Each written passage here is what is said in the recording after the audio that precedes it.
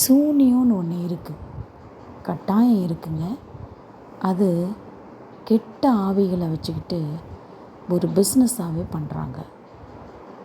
நிறைய ஆண்களும் பெண்களும் இதில் ஈடுபட்டிருக்காங்க. நிறைய நீங்களும் கேள்விப்பட்டிருப்பீங்க.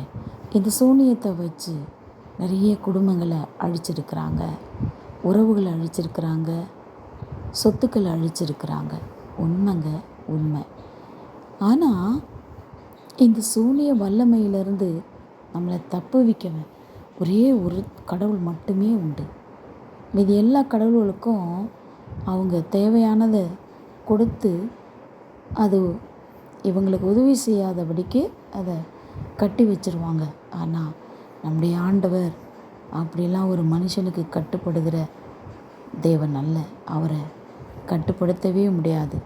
அவரை கட்டுப்படுத்தணுன்னா அவரால் தான் முடியும், வேறு ஒருவராலும் முடியாது. அவர் வல்லமையில் பெரியவர்.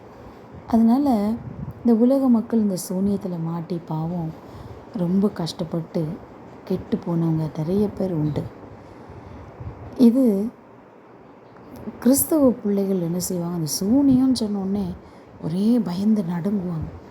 பயப்படாதீங்க, சூன்யமாக போயிருமே தவிர நம்மளை ஒன்றுமே செய்யாது. இந்த சூனியத்தினுடைய அந்த ஃபார்முலா என்ன தெரியுமா? யாருக்கு செஞ்சாங்களோ அவங்களுக்கு அது பலிக்கணும், இல்லாட்டி செஞ்சவங்களுக்கே அது திரும்பி வரும். இதுதான் அதனுடைய ஃபார்முலா. பார்த்திங்கன்னா நிறைய பேர் சூனியக்காரர்கள் பிற்காலத்தில் ரொம்ப கஷ்டப்பட்டு சாவாங்க. ஏன்னா அவங்க வச்சுருக்கிற அந்த குட்டி சாத்தான்கள், கெட்ட ஆவிகள் அவங்களையே அடிச்சிடும். இது நீங்கள் நிறைய ரட்சிக்கப்பட்ட ஜோசியக்காரர்கள், இந்த சூனியக்காரர்கள் சொல்ல நான் கேட்டிருக்கிறேன். நீங்களும் ஒரு வேளை கேட்டிருக்கலாம். பிரியமானவர்களே, சூனியம் வச்சுட்டாங்களோ அதனால தான் எனக்கு வாழ்க்கை எப்படி இருக்கோ, கவலைப்படாதீங்க. இஸ்ரவேலுக்கு விரோதமான குறி சொல்லுதலும் இல்லை, யாக்கோபுக்கு விரோதமான மந்திரவாதமும் இல்லைன்னு என்னாகமம் 23:23 சொல்லப்பட்டிருக்கிறது.